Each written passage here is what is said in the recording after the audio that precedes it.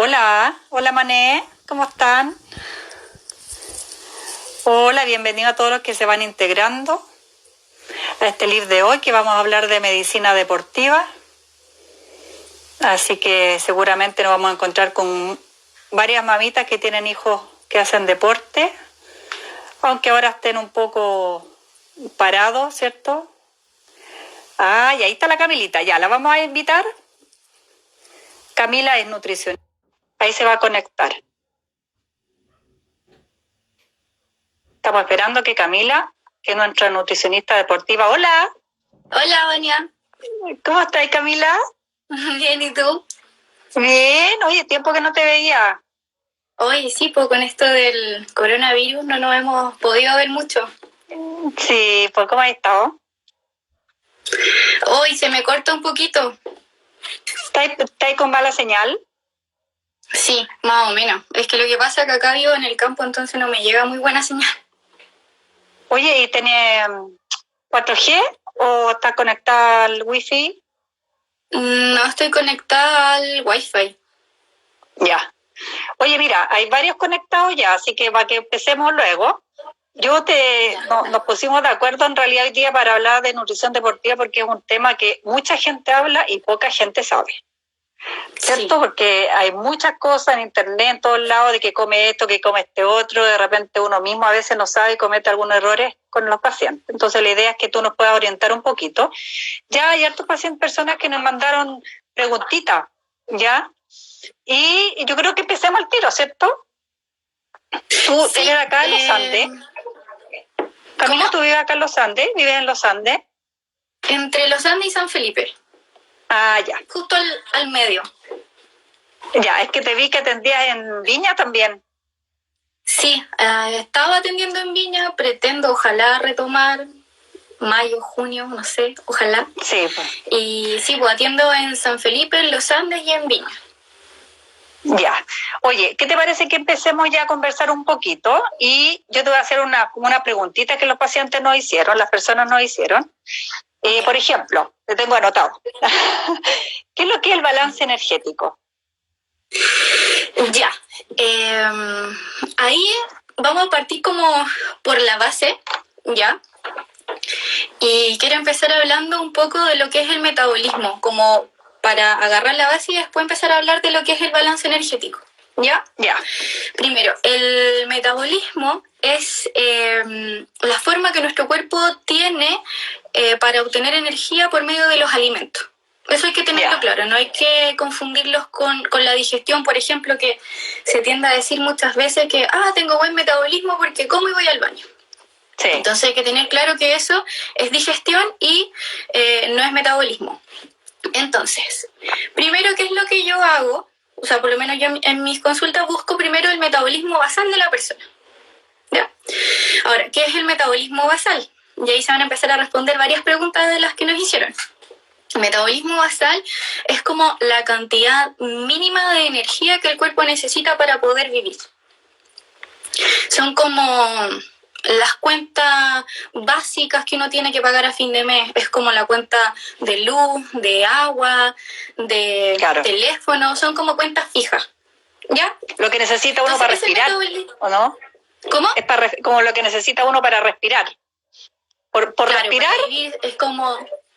Claro, para funciones como crecimiento, recambio celular, todo lo que tiene relación con estar vivo. Básicamente es eso. Y después vienen todos los otros gastos anexos que están relacionados con la actividad física. ¿Ya? Que eso va a depender de mi gasto calórico en función de la actividad física que yo realice. Sigo ahí, ¿cierto? ¿No me he cortado? Más o menos. Más o menos. Ya. Bueno, entonces, ya que tengo todos estos datos, que primero sé mi metabolismo basal, sé mi gasto energético en función de la actividad que yo esté realizando, ahí yo veo y fijo el gasto calórico de la persona. Digo, esta persona, por hacer tal actividad física, gasta tantas calorías.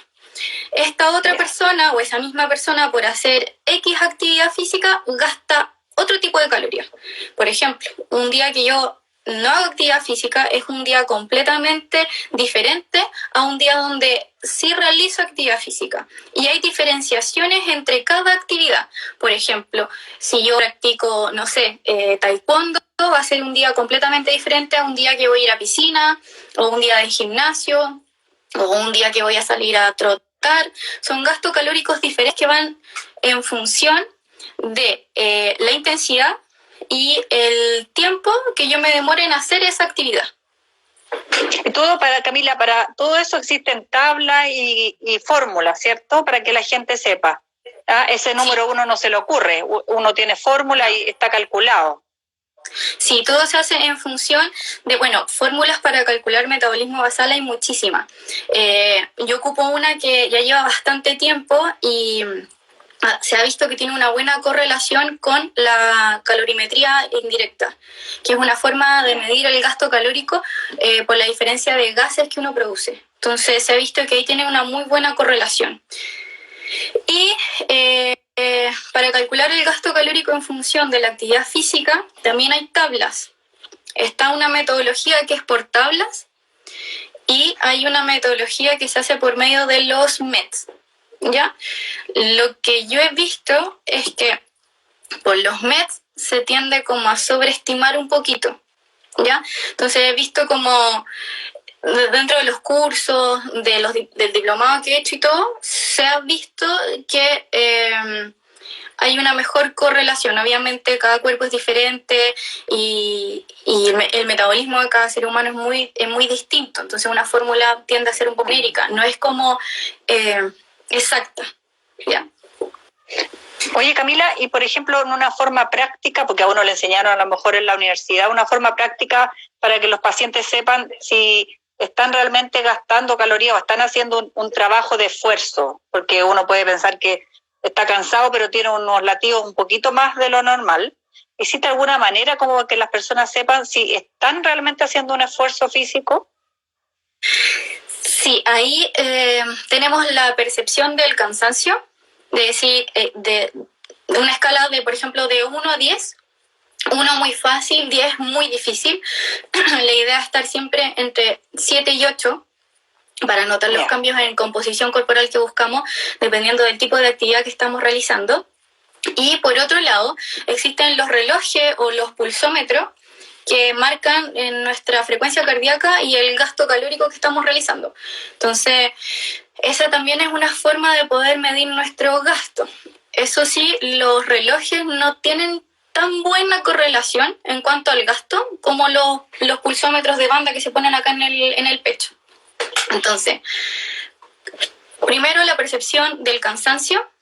Y segundo, como para ver así cuántas calorías realmente son eficientes para llegar a producir un cambio en mi composición corporal, lo ideal es que semanal esté sobre las 400, entre 400 y 700 calorías. Ahí con un entrenamiento que yo gaste en promedio semanal entre 400 y 700 calorías, sí se deberían empezar a ver cambios en composición corporal. Obviamente, siempre acompañado de una buena alimentación o una alimentación de acuerdo a mis requerimientos, en verdad. Oye, ¿y 400, 500 calorías se hacen en cuántos días a la semana? Yo tengo que hacer cuántas veces a la semana actividad física para lograr ahorrar 500 calorías. ¿Cuántas veces a la semana? Todo depende de qué tan entrenado esté el sujeto. Si yo estoy empezando o quiero empezar a hacer actividad física, primero tengo que buscar algo que me acomode y que me guste, y ahí ir viendo cuántas veces a la semana lo puedo empezar a hacer o no. Ahora, lo mínimo son 3 veces a la semana, pero aún así 3 veces a la semana es poco, porque tenemos de los 7 días, 3 veces a la semana donde estamos haciendo actividad física y tenemos 4 donde no estamos haciendo actividad física. Ahora, si yo soy un sujeto más entrenado y llevo tiempo entrenando, más de 6 meses, 8 meses, si quiero realmente empezar a ver cambios en mi composición corporal, ¿qué significa eso? Disminución de tejido adiposo o aumento de la masa muscular, deberían ser 5 o 6 veces a la semana. Ya, o sea, harto frecuente. Ya sí. Están escuchando todos los que están ahí que tienen que aumentar la cantidad de veces que hacen ejercicio en la casa, los que están en la casa. ¿cierto? Claro, Oye, Camila, súper importante, perdón que te interrumpa, súper importante lo que dijiste, porque yo veo muchos pacientes que hacen ejercicio obligado, van al gimnasio porque les dijeron que era bueno para bajar de peso y lo pasan súper mal, no les gusta, les carga, y qué terrible, porque yo encuentro que uno tiene que hacer lo que a uno le gusta, si no es peor. ¿Qué opinas tú? Sí, o sea, para todas las personas que están empezando, como están creando un hábito nuevo, lo ideal es primero empezar a hacer algo que realmente les guste. Esa es la idea. Y una vez que ya genero el hábito y veo que en verdad me gusta y me siento cómodo, ahí a lo mejor empezar como a buscar otro camino. Siempre, obviamente, como uno se asesora en la parte nutricional, también uno se debe asesorar en la parte del entrenamiento. Si es que uno realmente quiere buscar y ver cambios en composición corporal, uno sí o sí se tiene que asesorar con alguien. Uno, para evitar el tema de lesiones, para que te regulen las cargas, te hagan una programación en tu entrenamiento que sea progresiva en el tiempo. Y ahí para empezar a buscar como algo más específico, como y dependiendo, por ejemplo, no sé, unas preguntas que se repitieron bastante fue el aumento de la masa muscular. Entonces, para lo que es, para agarrar al tiro ese tema, para lo que es el tema del aumento de la masa muscular, lo más importante, lo más importante es el tipo de entrenamiento que yo realice. Si yo no estoy realizando la cantidad de repeticiones que corresponde, si no estoy realizando el ejercicio con la ejecución correcta y si no estoy realizando el ejercicio con las repeticiones que corresponden, nunca voy a lograr mi objetivo. Acá en este caso la alimentación también es importante, pero viene como a entregarnos los sustratos que necesitamos para el estímulo. Lo principal es el estímulo. Entonces, si yo no sobrepaso el umbral de ese estímulo, nunca voy a lograr cambios o progresiones o aumento de masa muscular. Entonces, pasa mucho que uno piensa que mientras más proteínas uno consume, más músculo voy a llegar a tener. Y eso no es así, porque primero necesito el estímulo. Y segundo, para el aumento de masa muscular, necesito un superávit calórico, consumir más calorías de las que yo necesito. Porque si estoy con déficit o no estoy comiendo lo suficiente, no voy a lograr potenciar ese aumento de masa muscular. Y después se desprende lo otro. ¿Cuántos gramos de carbohidratos? ¿Cuántos gramos de proteína? ¿Cuántos gramos de grasa? Pero lo principal es fijarse bien en el entrenamiento, que sea el adecuado, y segundo, el superávit calórico. Oye, ¿cómo sabe lo del umbral? ¿Cómo se puede explicar como más básico para entenderlo? Porque yo no lo entiendo tampoco. El umbral muscular, eso. En el fondo, como para superar como ese umbral, era lo que estábamos hablando recién, que en el fondo ver la percepción de qué tan difícil es para mí realizar el ejercicio. Si estoy en 1, en verdad no voy a sobrepasar ese umbral y va a ser muy fácil para mí realizar ese ejercicio. En cambio, si aumento, no sé, ya sea en repeticiones o en peso, y mi percepción del esfuerzo está entre 7 y 8, ahí ahí podría haber llegar a ese estímulo. Pero ahí oye, tiene que ver, perdón, no, tiene que ver con la fatiga, cuando tú dices llega a la fatiga muscular. ¿Tiene que ver con el umbral o no? Sí, podría ser, pero ¿qué es lo que pasa? Generalmente cuando se entiende así como fatiga muscular, la gente tiende a pensar que en verdad así como que me tengo que reventar en el gimnasio. Entonces, no tiene que ser tan así. Uno tiene que dejar como de reserva tanto número de repeticiones. Ahora, ¿por qué hablo tanto de entrenamiento de peso y pesas? Porque estamos hablando básicamente de lo que es aumento de masa muscular. Y yo, para tener aumento de masa muscular, sí o sí necesito hacer un entrenamiento de pesa. O sea, trotando o saliendo a andar en bicicleta no voy a conseguir el aumento de la masa muscular. Ya que es importante recalcarlo para todos los que nos están escuchando, el ejercicio aeróbico entonces no logra el objetivo si es que quieres aumentar la masa muscular. Oye, Camila, y una paciente me preguntaba si se puede mejorar el metabolismo después de los 40 años. Aprovechando aquí el tema del metabolismo. Al tiro. La verdad es que no, lamentablemente no. ¿Por qué? Porque el metabolismo, lo que hablábamos recién, no se cambia, no se altera. Es como, es lo que soy y es lo que tengo. Por ejemplo, ¿qué pasa a partir de los 30, 40 años? Hay un proceso degenerativo en donde el metabolismo se empieza a enlentecer, pero por un proceso degenerativo de que estamos avanzando en la edad. A diferencia de, por ejemplo, un niño que está en plena etapa de desarrollo. Ahí ellos sí tienen el metabolismo acelerado. ¿Por qué? Porque están creando tejidos nuevos, están creciendo, aumentando la talla, aumentando lo que es masa muscular, su tejido óseo. Entonces, en ese caso, sí hay un aumento del metabolismo, pero por crecimiento. O en el caso de las mujeres embarazadas, también hay un aumento, pero en el sentido de que también están creando una vida, entonces su alimentación ahí también cambia. Pero así como, ¿qué puedo hacer para cambiar o acelerar mi metabolismo? La verdad, no mucho o casi nada. Si bien se dice que el aumento de masa muscular acelera el metabolismo, solamente lo acelera en un 16%, o sea, tampoco marca la diferencia.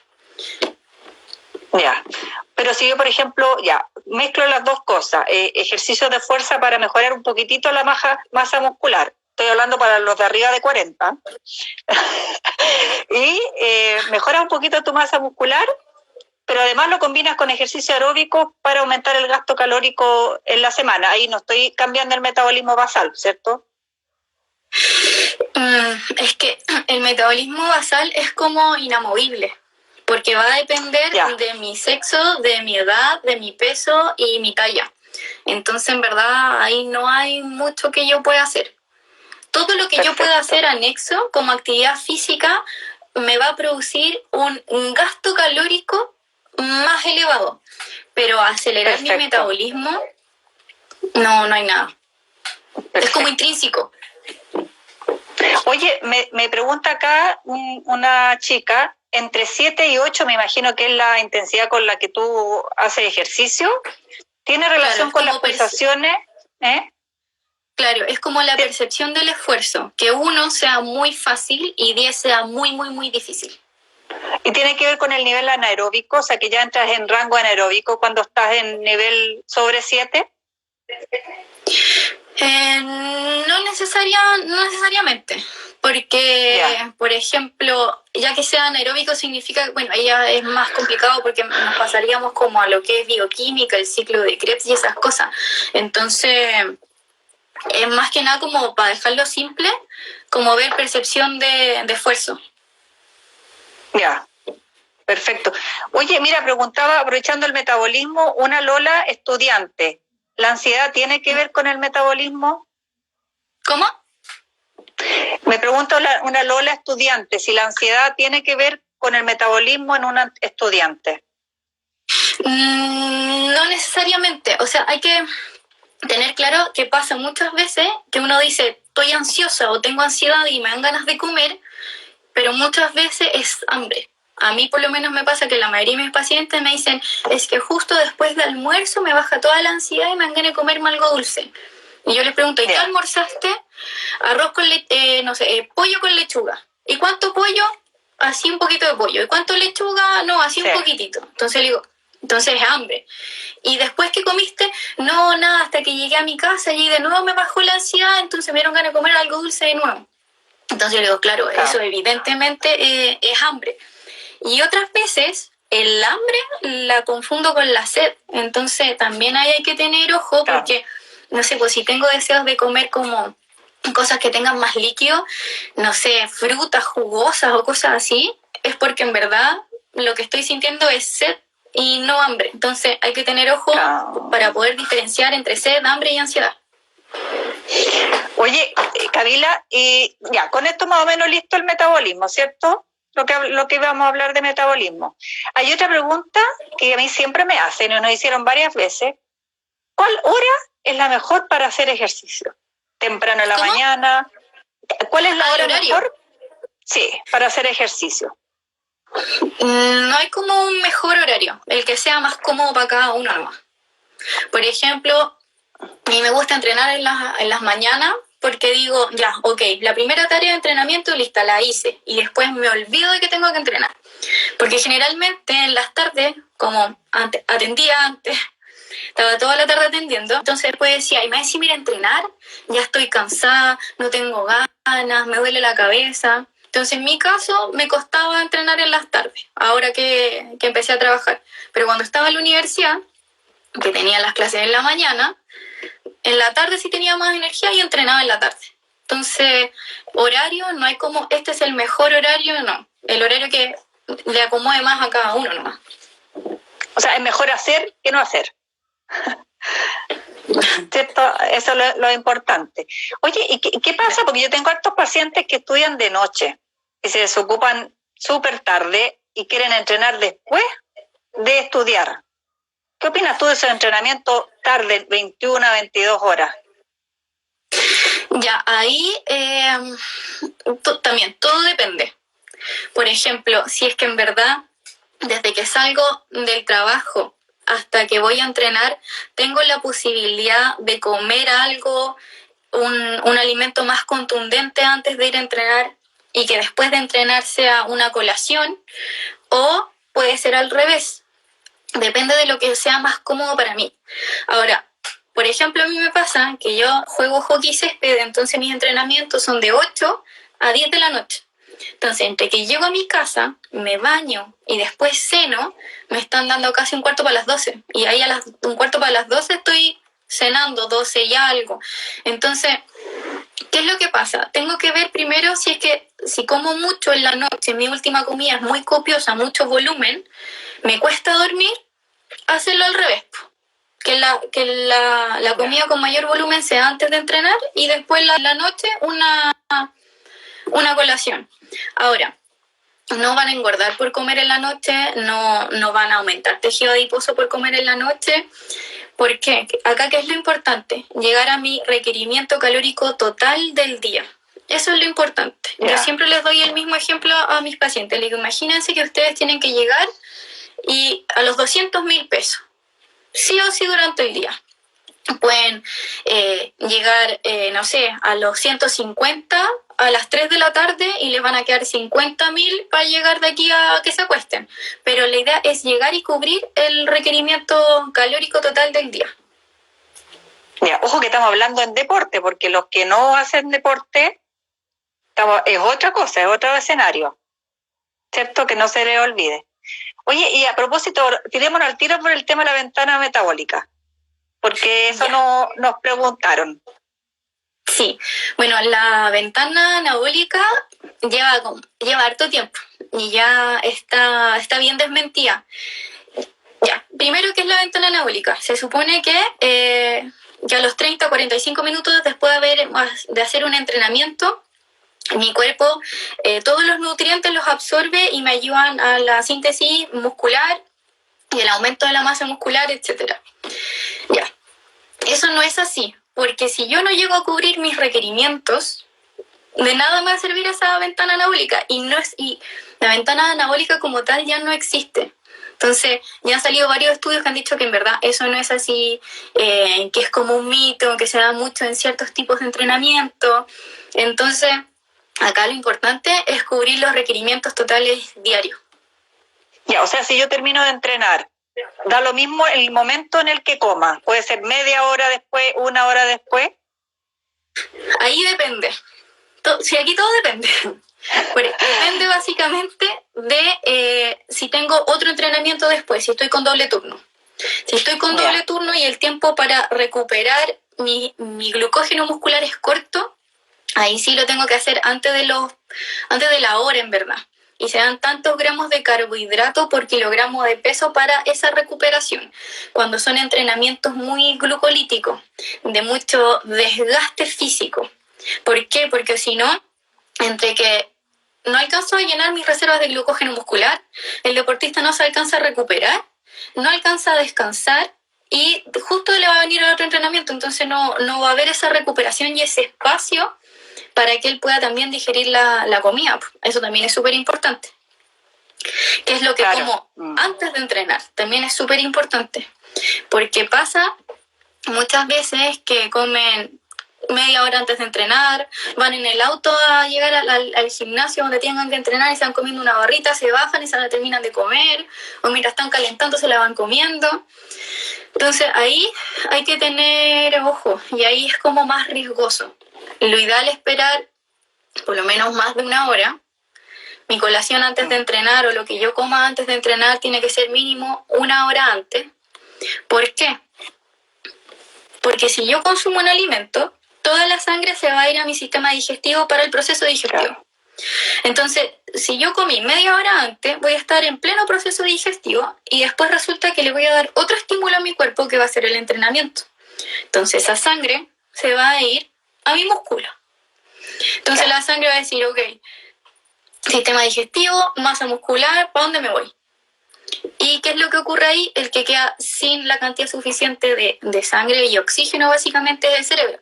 Entonces me tiendo a cansar, me tiendo a marear, me siento mal. Por otro lado, también puedo sufrir el riesgo de padecer una hipoglicemia. ¿Por qué? ¿Cierto? Cuando yo como, se eleva el azúcar en sangre, la glicemia. Eso le manda una señal al páncreas que empieza a liberar insulina. La insulina, ¿qué es lo que hace?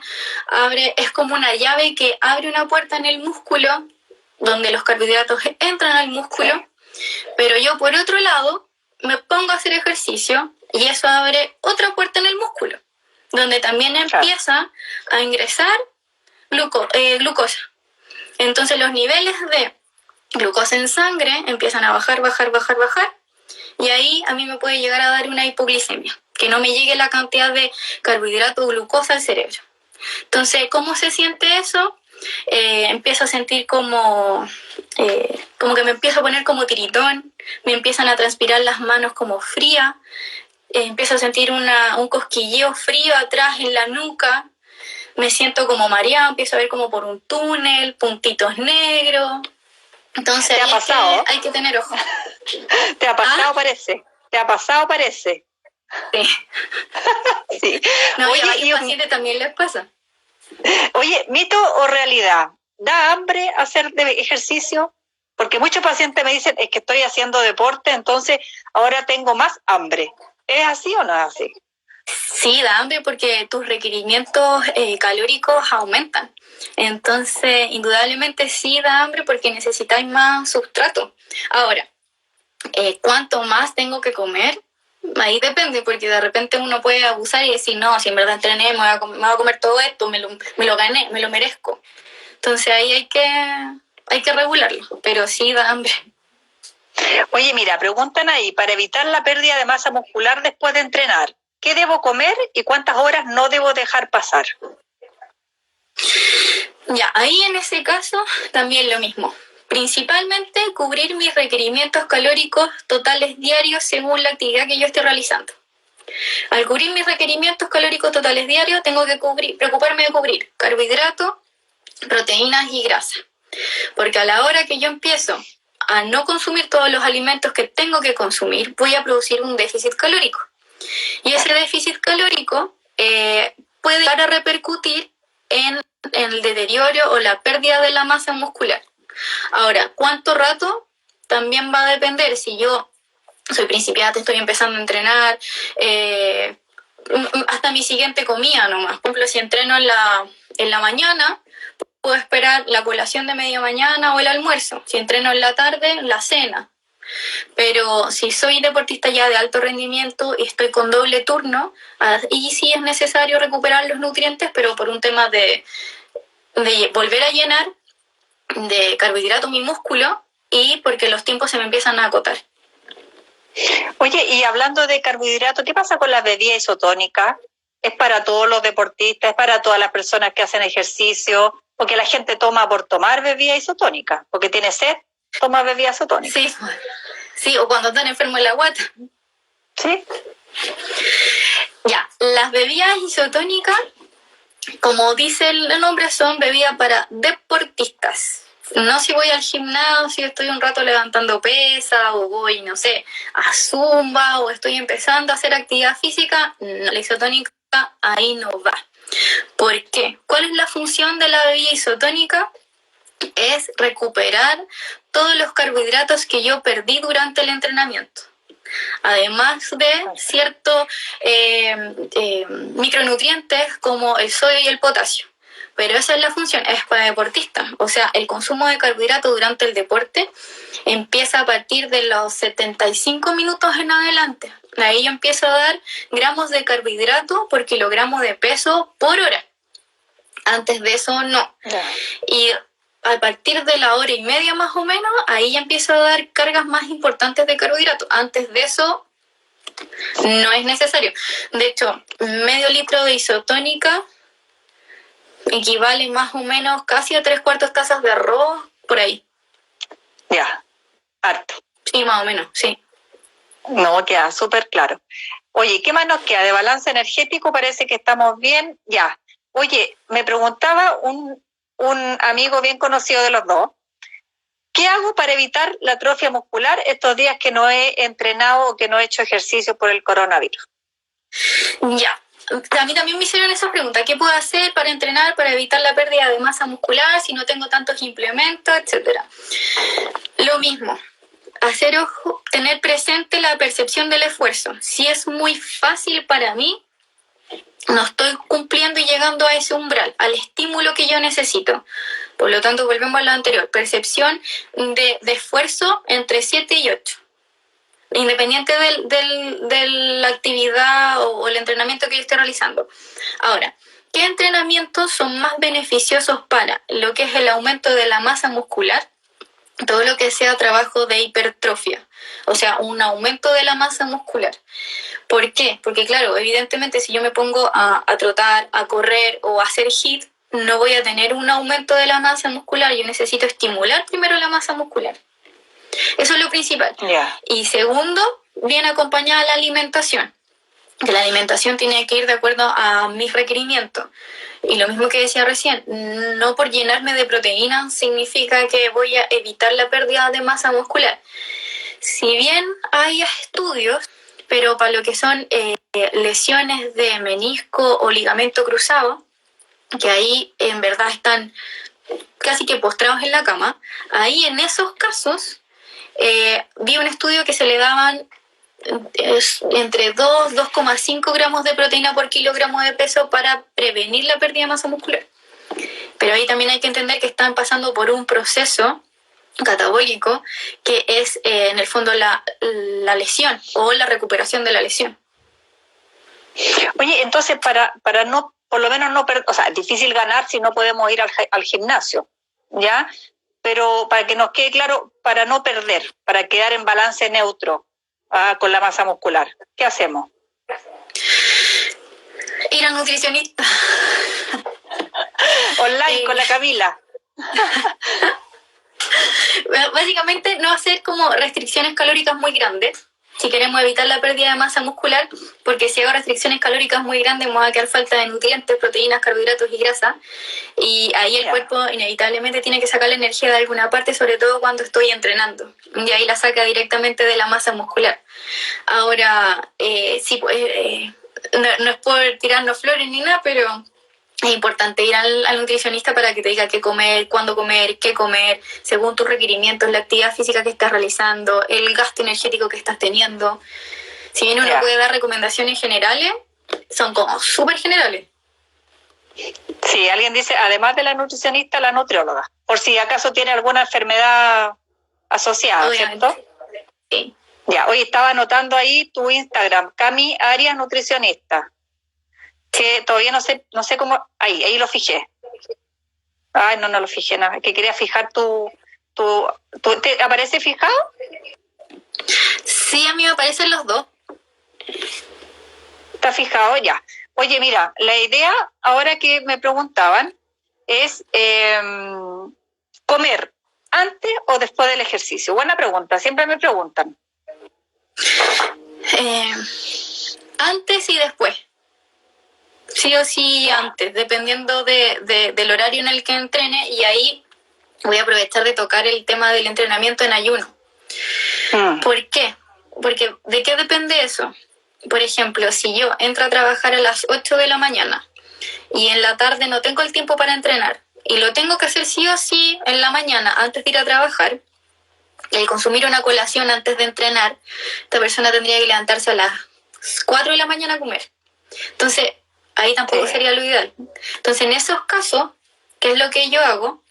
Dependiendo del tipo de entrenamiento que van a realizar, si va a ser un entrenamiento de hipertrofia o fuerza, o un entrenamiento largo de trote, o los que corren trail que les toque ir a cerro, cosas así, yo en la noche anterior hago una carga de glucógeno, les doy un poquito más de carbohidrato para que eso se guarde en la masa muscular, y en la mañana una recarga pequeña que puede ser una fruta, algo de digestión rápida y fácil. Y de ahí que se vayan a entrenar. Perfecto.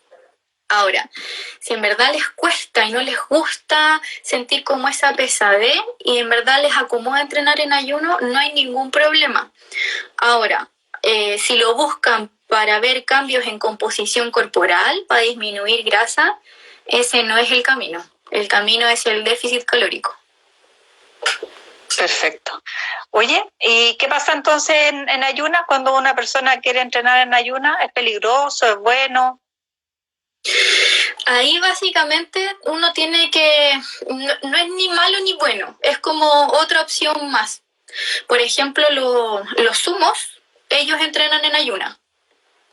Entonces, si uno se da cuenta y dice, ya, ok, entonces entrenan en ayuna estos tipos, pero son gordos, entonces, y ellos tienen ayunas como de 5 horas antes de entrenar, una cosa así.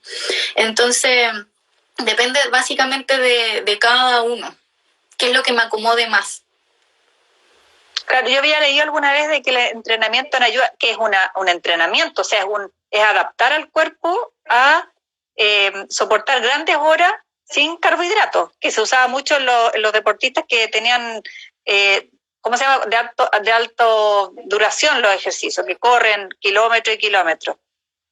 Sí, se hacía como para crear ciertas fases adaptativas para la obtención de energía a partir de la grasa, pero es tanto el desgaste, es tan mal los que se sienten que terminan bajando el rendimiento deportivo. Entonces, para todos los deportes que son de larga duración, todo lo que es, no sé, pedestrismo, todo lo que yo tenga que mover mi cuerpo, desplazar mi cuerpo, ciclismo, en todos esos deportes como de largo aliento, el carbohidrato es la columna vertebral de ellos, entonces ir a entrenarlos en ayuna puede ser más perjudicial en su rendimiento deportivo. Aparte, lo ideal es que ellos también entrenen lo que se dice así como la tripa, que durante su entrenamiento ellos se acostumbren a ingerir alimentos, carbohidratos, para ver las percepciones, qué tan cómodos se sienten, si les duele la guata o no, si un alimento les va mejor que otro. Ya, perfecto. Oye, pero una persona, por ejemplo, que va al gimnasio 3 veces a la semana, que por lo menos la tónica de mis pacientes que hacen ejercicio, entrenar o, por ejemplo, la dieta cetogénica, ¿tiene algún riesgo hacer dieta cetogénica y hacer ejercicio? Sí. ¿Por qué? Porque es como si yo no le echara benzina al auto. Hay que pensar que el estanque es el músculo y la benzina es el carbohidrato. Entonces, si yo tengo una alimentación o una dieta cetogénica, no voy a tener benzina en el auto. Entonces, voy a rendir menos, me voy a cansar, me voy a fatigar antes de tiempo. Por otro lado, se pierde la masa muscular. Bueno, se empiezan a crear los cuerpos cetónicos, a las personas les empieza a doler la cabeza. Entonces yo para lo que es entrenamiento, actividad física, no la recomiendo. Si a lo mejor una persona sedentaria que en verdad quiere ver bajar de peso rápido, en un corto plazo, ahí sí se podría utilizar. Pero en lo que es deporte, no, por nada del mundo. Uno se siente muy mal, muy mal. Es como, no sé, entrenar después de un entrenamiento con, no sé, con caña, una cosa así, es como que en verdad uno se siente muy mal entrenando sin el consumo de carbohidratos. ¿También te ha pasado? ¿Ah? ¿También te ha pasado? También me ha pasado. Oye, y me preguntan qué suplementos tienen que usar los... Hablemos de los suplementos para los no deportistas, que es la común y corriente que hacemos deporte 3 veces a la semana. Y después vienen los suplementos de deportistas, que tienen un ritmo mayor de entrenamiento. Ya. Dentro de los suplementos, podría ser, todo también depende. Por ejemplo, si yo no logro consumir la cantidad de porciones o gramos de proteína durante el día, y en verdad me cuesta consumir proteína, yo ahí en algunos casos puedo agregar un suplemento proteico para cubrir eso. Entonces supongamos que yo le doy, no sé, 6 porciones de proteína al día a un paciente y eso equivale, no sé, a 12 huevos. Entonces el paciente me va a decir, Cami, no me puedo comer los 12 huevos, en verdad es mucho para mí. Entonces ahí yo le pongo un suplemento proteico y que equivalen, no sé, un vasito así, que es como la medida que trae dentro, que se llama scoop, equivalen a 4. Entonces ahí es mucho más fácil en ese sentido. Ahora, en cuanto a otros suplementos como estimulantes del sistema nervioso central, si es que en verdad me siento muy cansado para entrenar, puede ser cafeína. Puede ser tan simple como una taza de café bien cargado, dependiendo obviamente de los horarios en el que entrene, porque si entreno en la noche y en verdad siento que el café me estimula mucho, puedo terminar con insomnio. Si no, pueden ser ahí bien un poco más delicados. Los preentrenamientos. Los preentrenos, que es un polvo donde viene cafeína y vienen otras cosas, pero ahí también es más delicado porque hay que evaluar si el paciente está sano o no. Acá yo siempre parto de la premisa de que el paciente está sano, ya para evitar, no sé, que le suba la presión, por ejemplo. Y otro suplemento que ya viene como para personas que ya llevan un nivel un poquito más avanzado en entrenamiento es la creatina. Ya, la creatina es un inhibidor de la fatiga muscular. ¿Qué significa eso? Que yo voy a poder hacer o más repeticiones o más progresiones, ¿cierto? Cuando me toca hacer series o correr, voy a poder levantar más peso. ¿Por qué? Porque en el fondo la creatina, ¿qué es lo que acá me voy a poner como hablando un poquito más de lo que es bioquímica? La creatina, cuando yo la consumo, entra al músculo y cuando entra al músculo agarra al tiro un fosfato y ese fosfato se entrega al ADP porque la energía, nosotros los alimentos los transformamos en energía y esa energía es ATP y al hacer la contracción muscular de ATP paso a ADP, de tener 3 fosfatos paso a tener 2. Entonces la creatina, ¡pum!, al tiro le pasa el tercer fosfato. Entonces se sale, ¡pum!, se lo pasa al tiro. Entonces tengo una mejor performance en cuanto al entrenamiento, menor percepción de la fatiga, me recupero más rápido y por lo tanto, como efecto secundario, va a existir un aumento de la masa muscular. ¿Ya? ¿Por qué? Porque estoy entrenando más fuerte, más pesado, y por otro lado, la creatina hace que el músculo como que absorba agua. Pero es intramuscular, dentro de la célula del músculo, no significa que voy a retener líquidos como un edema. Entonces, este músculo, al llenarse más de agua, se hincha un poquito más. Entonces se ve como a las 3-4 semanas que el músculo como que creció un poquito más. Pero hay que tener claro que no es un estimulante del sistema nervioso central, sino que inhibe la fatiga muscular solamente.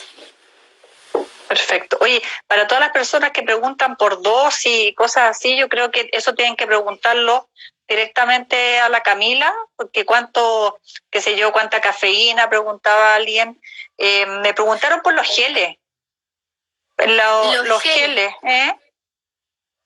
A ver, creo que por ahí vi esa pregunta. ¿Cuándo consumir geles? En el caso de un trail running que está corriendo de 3 a 4 horas.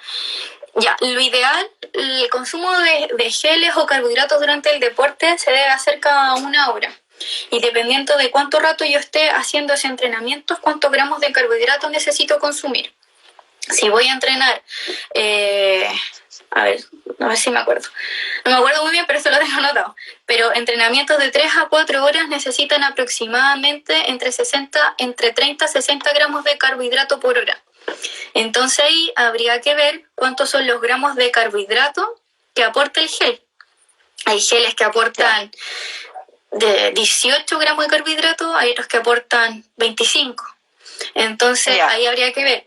Ahora, generalmente lo ideal también es acompañarlo de una isotónica u otro tipo de alimento que me aporte carbohidratos. Oye, ¿sabes qué?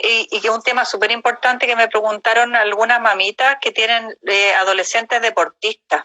Es un mundo aparte, porque además de tener un gasto calórico asociado al ejercicio, tienen un gasto calórico asociado al crecimiento. ¿Qué nos puedes recomendar en general? Y a lo mejor después nos vamos al específico, pero en general para esas mamás. Ah, sí, verdad.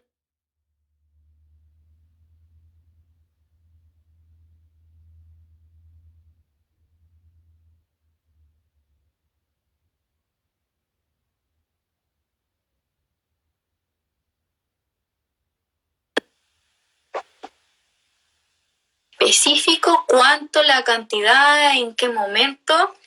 Ahí un poco más complicado porque 12 años igual está en etapa de desarrollo, entonces hay que evaluar varios factores, pero sí darle bastante hincapié a lo que son los carbohidratos, sí o sí. ¿Y carbohidratos complejos? ¿Me sirve cualquier carbohidrato para esos niños? La verdad, sí. Ahora por salud siempre tengo que elegir carbohidratos de buena calidad. Por ejemplo, todo lo que sean cereales, todo lo que sean legumbres, frutas y verduras. Ahora, ahí da lo mismo si es integrarlo o no. Integral sí podría tener un beneficio más para la salud, pero no es obligatorio.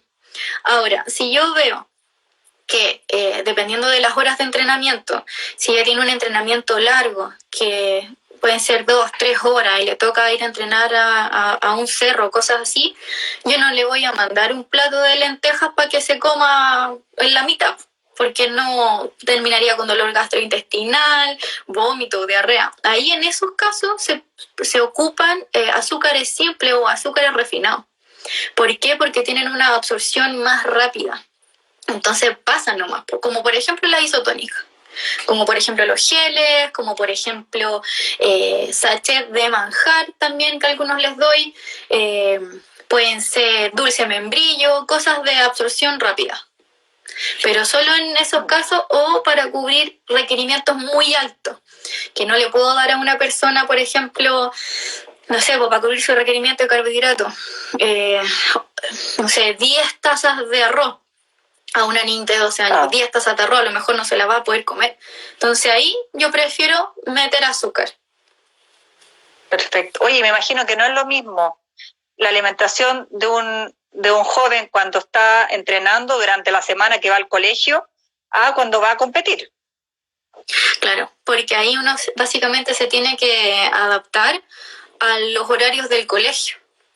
O de repente, no sé, porque salen del colegio a la 1 y a las 2 tienen entrenamiento y después tienen que volver a entrenar a las 5. Entonces, ¿en qué momento comen? Entonces ahí se vuelve un poco más complicado y las estrategias nutricionales es que sean carbohidratos de absorción rápida. Perfecto. Oye, nos preguntan tanto algunas personas que se incorporaron después de qué comida hay que comer después de un entrenamiento prolongado, 1 hora y media o más. Ahí me quedo, ¿Cómo? No, se me cortó. Mira, acá dice, después de ejercitar entre 60 y 90 minutos cardio, ¿qué se puede comer? Ya. Después de entrenar. La verdad depende de tu tiempo de comida que venga después. Si entrenaste en la mañana o media mañana y viene el almuerzo, no hay el almuerzo. No hay como algo específico. Ahora va a depender de el objetivo que uno tenga, va a depender de ese cardio, a qué intensidad fue, si fueron progresiones, si fueron series, si fue con desnivel o no. En verdad depende como de muchas cosas, pero específicamente qué comer después sería sí o sí hidratarme correctamente y después una alimentación completa según lo que venga en mi tiempo de comida que corresponda después de ese entrenamiento. Súper. No sé si nos queda algo más que conversar. Oye, me preguntaron a una persona ahí qué efecto tiene la L-carnitina. ¿Sirve para algo? ¿Para la grasa? ¿Para alguna cosa? No. La L-carnitina no sirve para absolutamente nada. Ni siquiera para jugar. No, para nada. Porque, ¿qué es lo que pasa? La L-carnitina está en la célula del músculo, en un organelo o en una parte de la célula que se llama mitocondria. La mitocondria es la encargada de oxidar las grasas.